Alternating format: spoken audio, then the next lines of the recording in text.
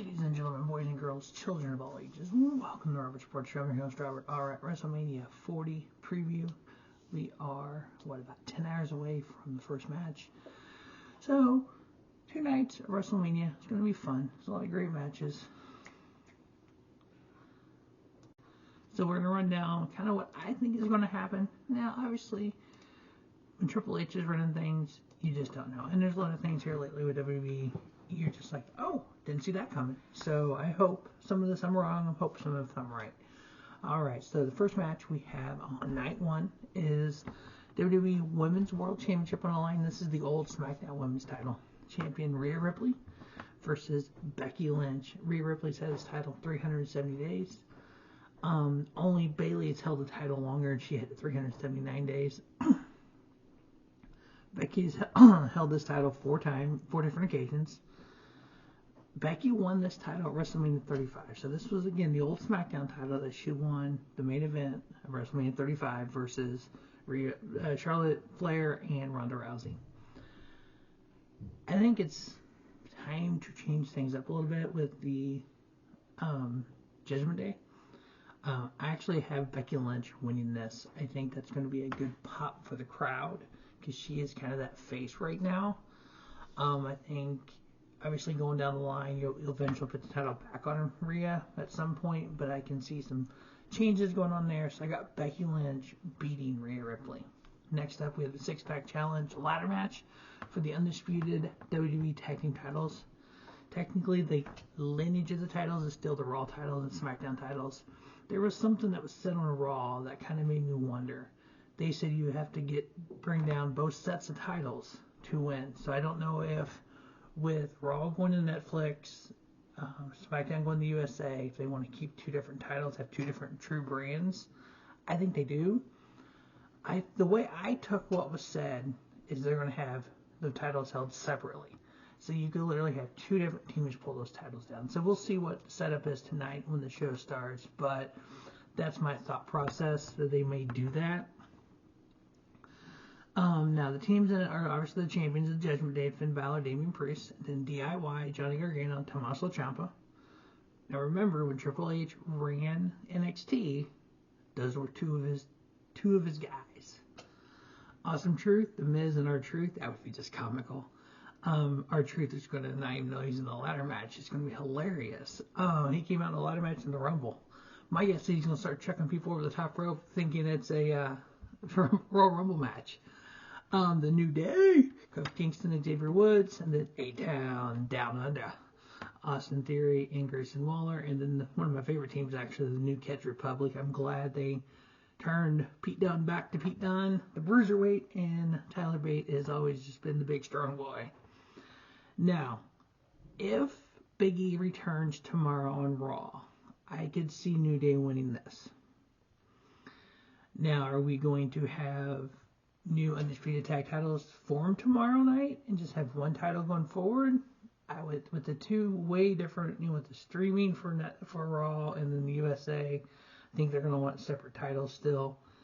Now, a little note, the tag titles have changed hands 5 of the last 7 WrestleManias. I know the Netflix deal doesn't start until January, but come October they don't really have a home. Probably Peacock, I would guess. So it's like, do they do this now? Do they wait? I want to go with the New Day wins. They're going to win both belts. And Big E returns tomorrow on Monday Night Raw. I think New Day comes out for their celebration, and their celebration present is the return of Big E, hopefully. Again, that's one of those things that's like, I hope it happens, but is it really going to happen? But I could also see DIY winning this, but for just pick's sake, I'm going to go with the New Day. Alright, next up we have Father vs. Son. Again, in the tag match, we have Rey Mysterio teaming up with Andrade. Going up against Santos Escobar and Dirty Dom Mysterio. I'm kind of getting tired of Father vs. Son. We had it last year with Rey winning, so logic says Dominik wins, but I'm going to throw a little twist on it. I'm going to say Dominik wins with Santos Escobar, and Andrade turns on Rey and goes with Santos. And Andrade and Santos move forward with their faction of Legado del Fantasma. But just a hunch. I've got Dominik and Santos Escobar winning. Next up, we have brother versus brother, Jey Uso versus Jimmy Uso. Hart says Jey wins. He's been a little bit hotter on Monday Night Raw. Main event Jey Uso, but I think Jimmy wins with help from Solo Sikoa. I think eventually we get the Usos back, but not yet. I think that comes with due time. I think Jey realizes he made a mistake and he decides to go back with the family. So I got Jimmy winning that one. Next up, we have a 6-woman tag. We have Bianca Belair, Jade Cargill making her WrestleMania debut, Naomi versus Damage Control, Dakota Kai, Asuka, and Kairi Sane. Remember, Kairi Sane and Asuka are the women's tag team champions. Honestly, I think this is just to get Jade Cargill on the show, which I'm fine with. Watching her in AEW, she does have talent. She was a good champion, TBS champion for like, she's like 50-1 TBS champion. I want to see what they're going to do with her. I have a feeling, and hope I'm wrong, they only signed her so AEW wouldn't. This quote, she needed more training. Typically, they would have put her on NXT then. If that's the case, and they want to just train her kind of behind the scenes, what I would have done is put her on NXT, is have Nick Aldis go to Sean's office and say, hey, Sean, we need to get Jade some matches here. We want to make sure she's ready for the big time. SmackDown's the #1 show, blah, blah, blah. And Sean was like, that's cool. I got some women to put her against, and just have her run through about 10 women in NXT, just squash matches. Some of the lower talent, and have her just cut a promo, come out on SmackDown and be like, I need some real competition. I'm not dealing with competition right now. And then kind of, okay. But, I mean, the showing she had in the Rumble, and then literally nothing except some backstage stuff. It's like, but we'll see what happens. But I think the face team of Bianca Belair, Jade Cargill, Naomi's going to win this. There's no chance Jade Cargill's coming out on WrestleMania and losing. Not at this point. So that's an easy win there. Next up, we have the IC title, WWE Intercontinental title line with champion Gunther versus Sami Zayn. Now, this title, the IC title, used to be the workhorse title. This was the title that was defended all the time. It doesn't get defended on Mania every year. It wasn't defended at WrestleMania 38. But at 34 and 35, it was won. 36, it was retained by Sami Zayn. 37, it was won. 38, it wasn't on there. 39, Gunther retained. So 3 of the last 5, it has changed hands. As the longest reigning, by far, Intercontinental Champion is Gunther. What I can see happening is there's been some friction with Imperium. I could see Imperium trying to help Gunther, ended up costing Gunther the title. Sami Zayn win it. Remember, Sami Zayn and Kevin Owens won the main event night 1 last year to win the tag titles. So I could see them giving Sami that. Plus, they've been putting him as the underdog so much. He's the underdog. He can't win. He can't win. He can't win. He gonna win. And so we have our new Intercontinental Champion. Once again, Sami Zayn. Now, there's something tomorrow on the night 2 with the U.S. title that I think is going to coincide with this. And I can see a little WrestleMania 20-ish moment, and I'll get over that when we get to the U.S. title. Next up, the main event of night 1, we have the Bloodline, The Rock, teaming up with his cousin Roman Reigns, the head of the table, taking on Cody Rhodes and Seth Rollins. If Rhodes and Rollins win, all members of the Bloodline will be barred from ringside during Rhodes' match against Roman on night 2 for the title, Universal title. All members of the Bloodline will be barred. Now, if Rhodes and Rollins lose here, that means the world title on night 2, or the Universal title on night 2, will be under Bloodline rules, which basically means the Bloodline can do what they want, when they want, no one cares. I've actually had some back and forth with some people on this one. If you look of what has been going on the weekly shows, and again, I haven't watched SmackDown yet, so I don't know what the end of SmackDown was, but you've had the Bloodline beating Cody down multiple times. SmackDown, then Raw. I think people disagree with me on this, that's fine. I think Cody Rhodes, Seth Rollins win here. You're going to send the people home happy as can be. Tomorrow night, night 2, Roman retains. We'll get to that in a minute. Alright, so night 2 will begin with the WWE World Heavyweight Championship on the line. Champion Seth freaking Rollins going up against Drew McIntyre. Now, at one time I thought it would be better to have Rollins win. So when Punk returns, we get Punk Rollins. And then Drew McIntyre made a t-shirt. Drew's t-shirt, yeah. And Drew's calling out Punker and all this. And yeah, because the next 2 pay-per-views are premium live events, the next 2 premium live events are in France and Scotland. That's Drew's country. I don't think you have Drew win it in Scotland. I think you have him retain it in Scotland. I think he goes into Scotland with the title. I don't think you have him win it next month and lose it this much. You could. I actually think Drew McIntyre wins here. He gets his roses. He wins at WrestleMania because when he won at WrestleMania, there was no fans there. I think he gets his roses here. Drew McIntyre beats Seth Rollins, and then he'll eventually lose the title to Punk. And then we'll get Punk and Seth right around SummerSlam, I guess. Next up, we have a 6-man tag team Philadelphia street fight match, which typically when you have street fights of the end game, this has kind of been really not a whole lot between these two except for, we had one match, and it's just been backstage stuff. It's like the Pride, Bobby Lashley, Street Profits, Angelo Dawkins, and Montez Ford with B-Fab going up against the Real Testament, Karrion Kross, Akam Raisin, formerly known as AOP, with Scarlett and Paul Ellering. Yeah, I don't know, I'm not up for this match. Philadelphia street fight? No, we saw a real street fight on House of Glory and Revolver Wrestling show. They actually fought in the street. This one's not going to go outside the stadium. But they literally had a back body drop in the middle of the street, and they hit a car doing it. I mean, come on. That's street fight there, guys. Come on. But I think the Pride wins this. I'm not sure where you go with either one of these teams. If the Final Testament's actually needed, I just don't know what you do with this. Next up, we have LA Knight and AJ Styles. Ooh, what a fall LA Knight has. There was talk at one point LA Knight having the title match versus Roman here. And then it was supposed to have been LA Knight versus Logan Paul for the U.S. title and give LA Knight his just due and win at WrestleMania.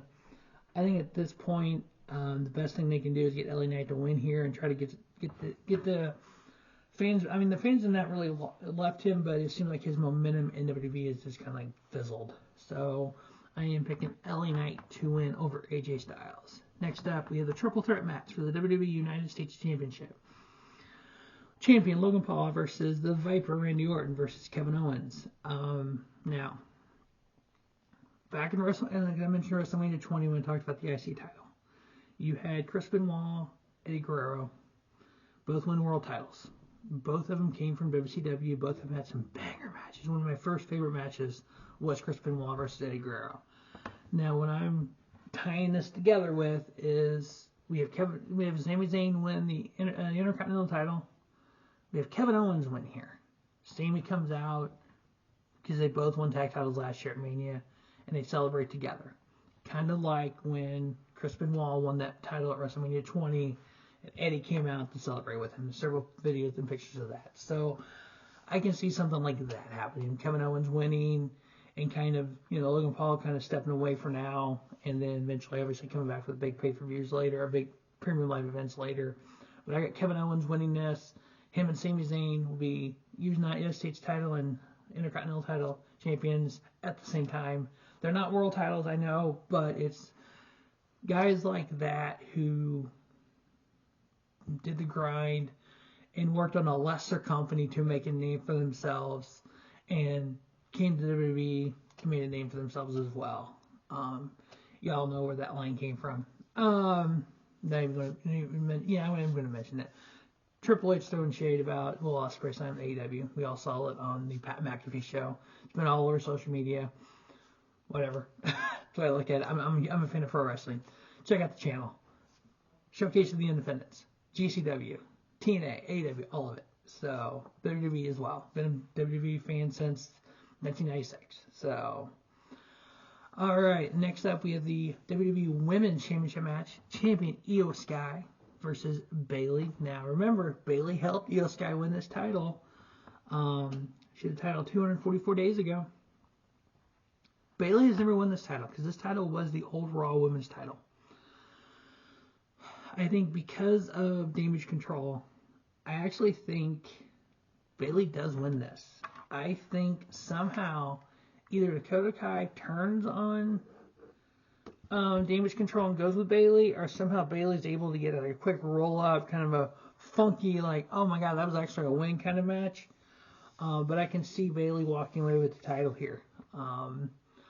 Because then Damage Control will still have the tag titles, obviously, and I think you can move forward with some stuff with Bayley and Dakota Kai versus the Damage Control, especially if they do bring in Julia from New Japan. I think she would fit perfectly with Io and Asuka. So I think that's where that goes here with Bayley winning the women's title. Then our main event, the WWE Universal Undisputed WWE Championship, Universal title, whatever it's called, that title, Roman Reigns versus Cody Rhodes. Cody finishing the story. I don't think it happens here. The story is not WrestleMania. The story is his dad winning the world title. That's what the story is. I think, yes, he won Royal Rumble twice, back to back. Yes, he has back-to-back main events versus Roman Reigns. I think right now the Bloodline storyline is too big. I think the ultimate goal, in my opinion, is Roman versus Rock at WrestleMania 41. And if you go back to the show The Rock, you had a little Roman Reigns hanging over The Rock, and that statement was made about, Roman wrestling The Rock, and The Rock's character goes, that match is only big enough for WrestleMania. Obviously, you're not doing it here. You put them together. I think over the next 365 days, this relationship between the final boss and the head of the table, and you throw in the head of creative, Triple H, you have kind of one of those old school kind of corporate ministry type of, when the higher power thing, you kind of a combination of all that in a modern day version, when Vince takes the hood off, I'm the, higher power is like, it was me, that kind of deal. So I think we have Roman retain here.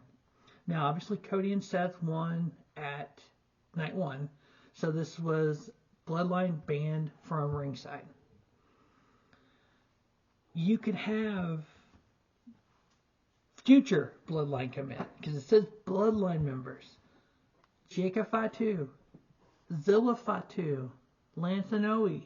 Those are not current Bloodline members. They are professional wrestlers. They are part of the family. They are cousins. They would fit perfectly into this narrative. Jacob Fatu, Zilla Fatu have been wrestling in GCW. They're not wrestling there. Jacob Fatu left MLW.